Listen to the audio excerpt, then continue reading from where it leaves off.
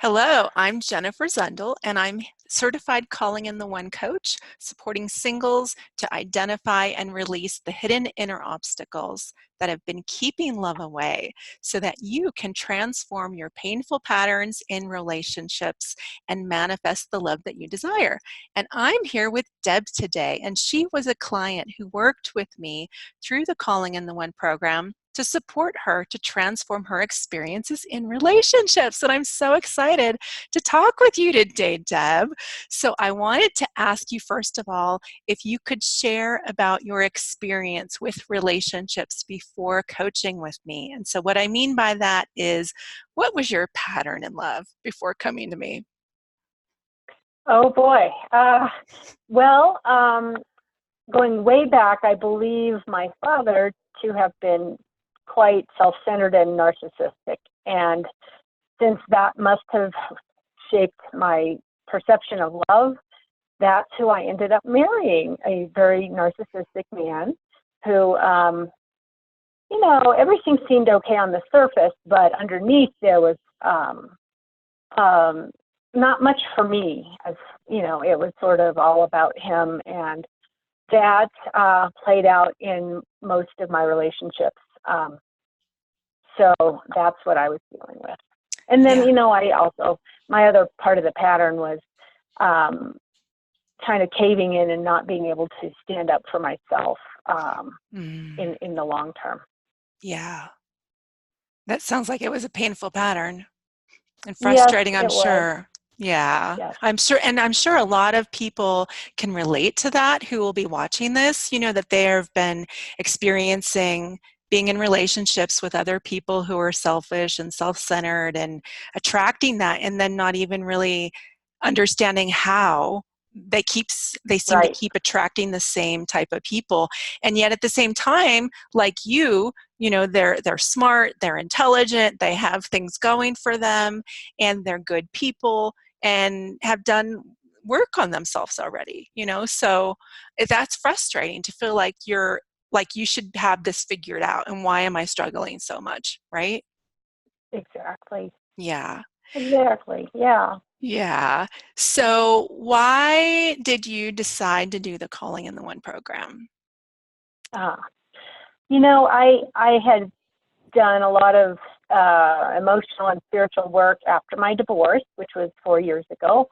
And I felt really good about a lot of things, but I found that I was still not attracting men that I was interested in. I was attracting men I wasn't interested in. And so I thought, well, what do I have to lose? I might as well. I saw the advertisement for the introduction and, to learn about the program, and went to it, and I thought, this just feels right. It's one of those intuition things that Yeah.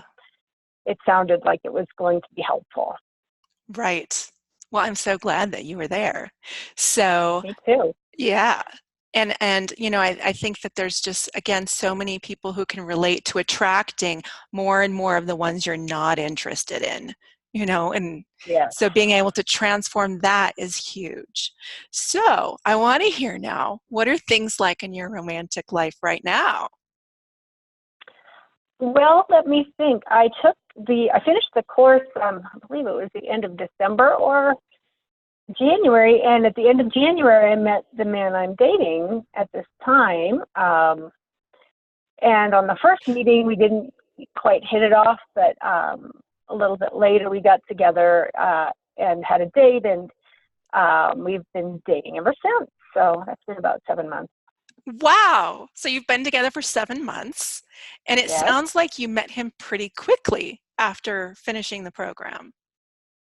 it was. It was like, I think, within 6 weeks. Within 6 weeks after Yeah. finishing the Calling in the One program, which was Yes. just a couple weeks itself.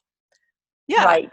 I mean, we only worked together for like 8 weeks, I think. Right. And Right. then, like 5 weeks later, you met this man and you're still together. 7 months later, that's Right. great. Wow. Right. It's kind of surprising, but it's very cool. Super inspiring. Okay, so I'm curious if you can reflect on how coaching with me supported you to do that. Okay. I think I would have to say that, like I said, I'd done a lot of work initially, but I was missing something, and I feel like I was looking for a partner, and probably had too much. I don't feel like I was desperate, but it felt sort of like, why am I seeking? Why don't I just relax and let the universe sort of bring something naturally to me? So that was one piece of it that I think I got from the coaching. But to be really honest, I think being my own critical judge and having, childhood issues of feeling unworthy and lacking of the ability to love and be loved. This was sort of the capstone of the program, and the book and the coaching really helped me connect with this inner hurt kid that had to learn to love herself. And it just felt like the turning point Yeah, for that's me, because huge. once I felt like, I deserve love, and I deserve to be loved, and I deserve to give love. And now I kind of have a better idea of how to do that. And so that was the piece for me that was missing. And I feel like it just hit home with that program. Yeah.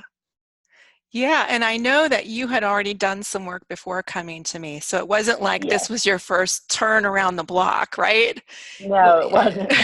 Right, and so like everything just fell into place, it sounds like. And so what I'm hearing is that you had this opening about your worthiness to receive love, and you were able to then show up differently with this man Yes. that you Yes, I met. think so. Hmm. Yeah? and presencing, it sounds like also presencing yourself differently with him. Tell me about that. Yes, How are I you? think Yeah, so I I'm guess. not seeking like I was before, and yet I guess I expect to be treated better, um, and can speak about it in a way that's not angry or offensive to people. So I think Right. everything has just calmed my inner self down. So I'm a little bit easier Right. to be around. Right. Actually, we call this your true self. This is what we call in Calling in the One, your true love identity. Your true self, not that anxious self that's trying to prove that you're worthy of love Exactly. and grab onto people, that you can actually just finally be yourself. And that's magnetic. And so I'm curious if you can share with us how this relationship is different than your previous relationships. Well, I think one of my concerns is this person narcissistic as well? Because he told me in the beginning he was always a kind of self-centered and indulged child. Hmm. So he's used to getting his way, but he was surprised and not too upset when I would start to saying no to him. So I learned to, if this or that doesn't work for me, I would say no, and in a nice way. And he said, I'm not used to being said no to. So it was kind of different for him, but I felt like that just fit. And I'm like, I have to stand up for myself and what I need to do and what works for me. And so, we can make, so that's one thing that's on my end, that's good. But I did still have this fear of, is he narcissistic and just saying things he thinks I want to hear? Right. And you know what? I have to say, I don't know quite the answer to that yet, because if it's real, if what he's saying and doing is real, then I don't think it's a narcissistic thing. But if it's just for show, then it could be. However, it just seems genuine. We have great conversations, and we get along pretty well. And I'll be seeing him tomorrow because he's been out of town. Yeah. So you're still discovering if he's the one, it sounds like. Yes, You're still yes, I think discovering so. that. Hmm. However, what Right. I think is really important to notice here is that your pattern has changed, right? because before you were attracting selfish, narcissistic men, and now you've learned how to show up differently as a result of our coaching. Is that true? Yes. So you've learned how to show up differently with a man who could be that way, and instead he's not that way with you. Instead, he's more Yes. considerate, he's more thoughtful, he's more aware, he's more conscious. And it sounds like he's showing up with you differently than he would have with you before. Old Yes, Deb, the previous I Deb. think that I sort of make him do that, not intentionally, but That's who you are he now. knows what I'm looking for. I've said I want something real and not, a show. And to be real honest, when we did our work, one of the things I worked on was an intention statement of, what do I want from a partner and how do I want to be together and who do I need to be? So I actually, of course, put those on my little sticky notes on my bathroom mirror. Mm-hmm. And, he has read them, I'm sure, quite a few times. So that wasn't intentional. I didn't intend him to see that, but he knows what I'm after. And Yeah. I think he's trying to be that. So through you showing up differently, it sounds like you're inspiring him to show up differently. He has to rise to your level now.